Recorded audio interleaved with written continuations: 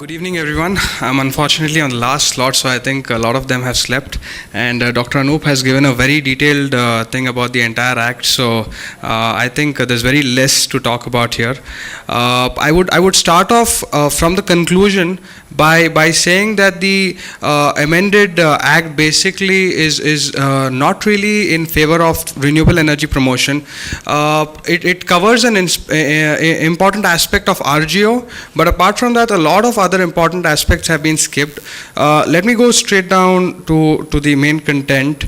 All right. So what we would propose, basically, let me introduce myself. I'm having about 40 megawatt of open access power in Karnataka from wind sources from 2011. We have another 60 megawatt in development, which will be up by 2016. So Karnataka, Tamil Nadu, Maharashtra open access policies is something which I'm pretty familiar with. Okay. So what the act proposed amendments do not cover is, one is it allows you to set up the plant anywhere and sell it in any other state. But imagine I put up a wind farm somewhere in Karnataka, but I want to supply the energy in Maharashtra, then Maharashtra government is going to ask me for scheduling it. So the act doesn't really pinpoint over there as to saying what exactly do I do if Maharashtra doesn't allow me to sell the banked power in Karnataka later on in Maharashtra. So that is something which needs to be put in somewhere. There is no mention of scheduling anywhere. If you really want to promote renewable energy of any form for that matter, you really need to have scheduling very clearly mentioned somewhere in the amendment, directing all ERCs to mandatorily include scheduling as a part and but parcel. that will kill you because you can't schedule it. No, we don't want scheduling. Okay. That's what. No scheduling. So basically, hold on, there are two things. If you are able to bank it in Karnataka, Yes. then Karnataka as a DISCOM, Yeah. whichever DISCOM it is, for a fee, Yes. will convert your inform power into firm power. Perfect. And schedule it. Yep. Then you want scheduling and you don't mind the exchange also. No, we don't want scheduling. It says no scheduling of renewable energy. No scheduling. Then you can never sell to Maharashtra. No, we should be able to sell How? without scheduling. How will you schedule it? No, because our power is banked, right? Banked here. Yeah. Now how does it go from here to there? Yeah, that's exactly. So, That's in 15-minute time blocks, which is a schedule. yeah, They have to agree to convert your banked Exactly. energy, which they will charge a nice hefty fee for. exactly. Okay, and convert it into firm energy. Yeah, So you have to convert inform into firm to schedule. Yeah. Otherwise you can't schedule. correct. So therefore power will not move unless it's confirmed. Yes, Okay. yes. Thank yeah. you. Yeah. Yearly So banking. which section do you want amended? I am actually not specific about the schedule, so I'll let you know Point, about that. just make a note. Yeah. Inform to firm, inform to banking, banking to converting into firm, firm into schedule, schedule into interstate movement of RE power. Okay, yearly banking should be made a part of the amendment to promote renewable energy. Some states do not allow banking, some allow half yearly banking like Rajasthan. I think it's very important that yearly banking should be there. It's Stop. important. Point, allow banking for Our resources, wind resources. and solar especially. mandatorily, but there are issues on, when the voltage goes up kind of a thing, so there are some force majeure clauses you'll have to put in, because utilities will not just say yes, bank whatever you want. Okay? Point, make a note of that. Yep. Right.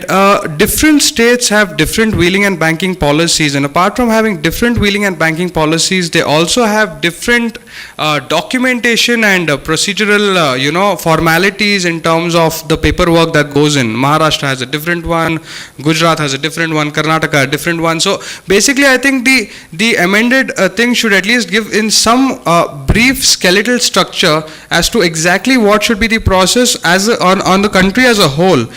Clearly specifying that this is the method in which a generator can put a plant and then sell the energy from that plant Okay. to the consumer. Point, please lay down in your policy that the CRC will lay down a standard format for documentation in this whole space.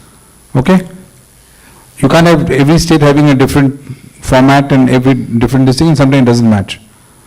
Sorry, go ahead. Okay, the next one being there is a lack of long-term clarity on certain policies. That is, certain states like Maharashtra keep flip-flopping on their policy. Like just about 2 months back, they have again removed the banking facility. They have said monthly banking and monthly scheduling and settling the energy generated on a monthly basis. So imagine I have a consumer, for example, like a Bosch, and they want energy consistently month on month, year on year. It becomes very difficult if states keep changing their policy. So something what Karnataka has is about 10 years. Maybe that actually should be more further stretched and maybe made to the life of the plant of 25 years. And long-term clarity needs to be given, because otherwise projects are really difficult to conceive and complete. So that's another point.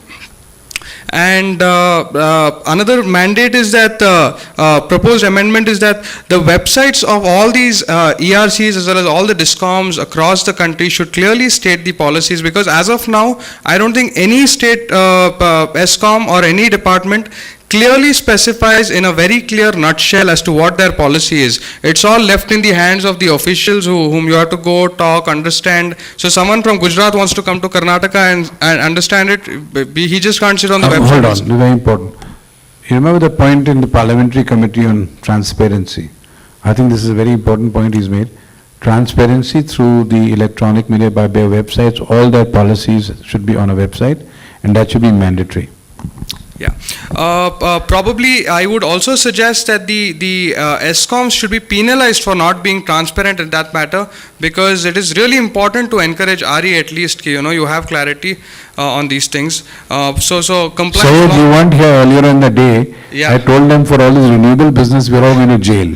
Yeah. So you've seen the new amendments, it's very, very draconian. It is. So we are frightened, but doesn't matter. We'll buy green. Absolutely. Next. The last thing and the most important proposed thing is the CSS, especially in Karnataka. We've just seen about a month and a half back, the CSS has gone for HT2A consumers from about 7 paise to about 63 paise, which is almost a 9 times increase. The section 42(2) of the Electricity Act 2013 very clearly states that the CSS needs to be brought down year on year and probably to zero levels. The tariff policy of the central government also states the same. I have a question for you. Yeah. Why don't you challenge it? We should, and we will. No, why don't you? No, we will. You will. Yeah, Okay. we will. But it's just come out very recently. So But we I will, don't yeah. think it's an amendment in the Act. Yeah. No, but coming down, I think the Act basically should very clearly specify to the ERCs that if you really are interested in generating, green energy or promote green energy, you either fix a cap on your cross subsidies or you mandatorily reduce it within a given time frame. You can't let this go on forever that, okay, these guys bring it to 7 paise, 10 paise, take it. So imagine a guy who has put up a wind farm a year back, planning that, okay, my cross subsidy is just 7 paise, and he takes a hit of 63 paise, which may be his Good entire point. profit. Good point. It is not acceptable. Yeah. So, and also a more transparent and simplified formula for the calculation of cross subsidies. The DISCOMs, the private generators should not be penalized for the inefficiency of the DISCOMs in terms of procurement of power, in terms of supply of power. Hold. Yeah. This entire thing of fixation of cross subsidy surcharge is already there in the national tariff Yeah. policy.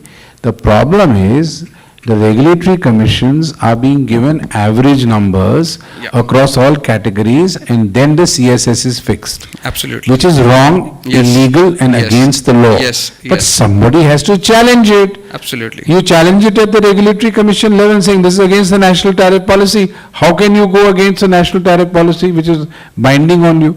Correct. Isn't it? Yeah, absolutely. And it says category wise. The problem is, and I'll tell you what the problem is, and I'll be very honest about it. Whichever state we've talked to, or DISCOM we've talked to, they say if we follow that damn formula, our paying consumer cross subsidy is zero. In fact, it's minus. We have to pay them money for being there. Yeah, Almost as bad as that. True. So they don't do it. absolutely. So basically So you have to challenge it, that's Yeah. it. Nothing to do with the Act.